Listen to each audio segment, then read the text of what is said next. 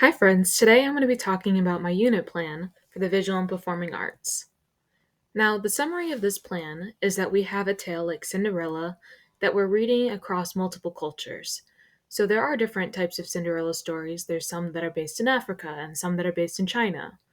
This is a lesson that would be for second grade, and I would do it in the order of my music lesson first, then my arts, then my theater lesson.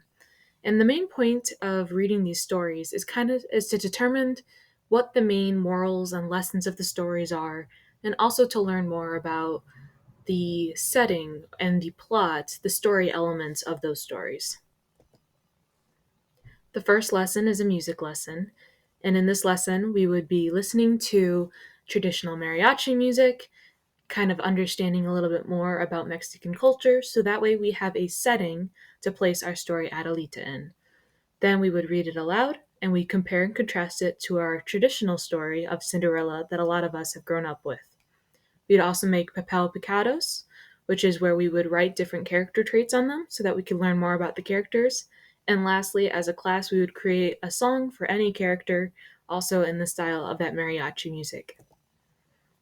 For the second lesson, we'd be reading a story called The Rough Faced Girl, and this is a Native American tale based in Canada, and we would read this tale aloud and take special observations with the illustrations. The illustrations are really beautiful in here, and it shares a lot about Native American culture and how they value art.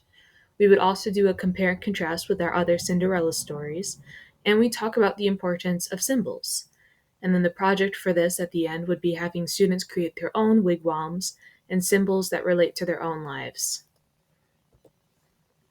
The third lesson is our theater lesson, and this is kind of wrapping up all of the other lessons where we are learning how to do a tableau, which is like a statue or a scene that tells a story.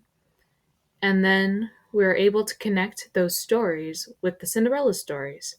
So we really focus on expressions and actions in this tale. And then we would look at the tableaus that we would create specifically for Cinderella.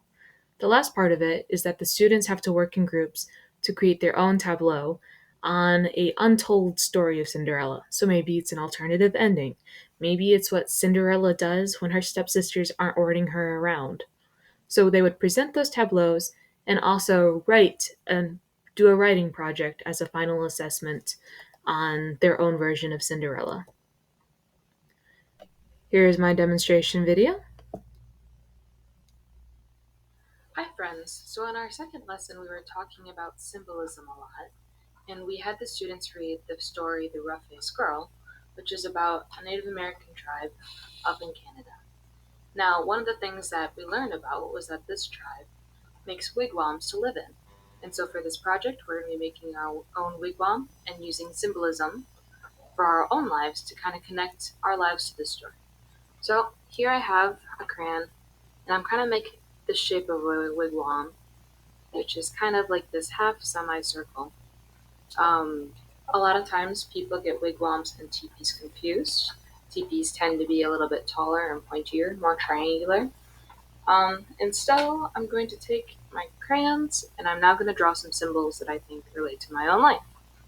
So, one thing that I really appreciate is nature. I love taking hikes and things like that, so I'm going to draw some trees. Nature is something that the Native Americans also really appreciated, and so here we go. I'm going to draw a nice pine tree here because it's winter time and we have a lot of beautiful green pine trees. Draw kind of a stem.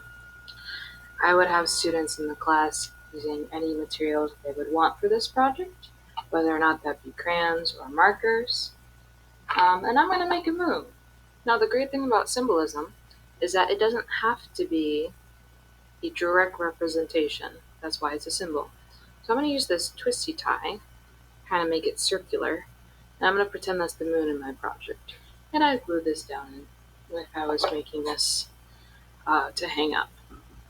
And same thing with the rocks. I grabbed some rocks because I feel like I'm a really steady person. So maybe that's a symbol for that kind of thing. So I'm going to put these at the bottom of my wigwam. Oh, and I realized I forgot a door. So this is kind of the project and what we would do. Right.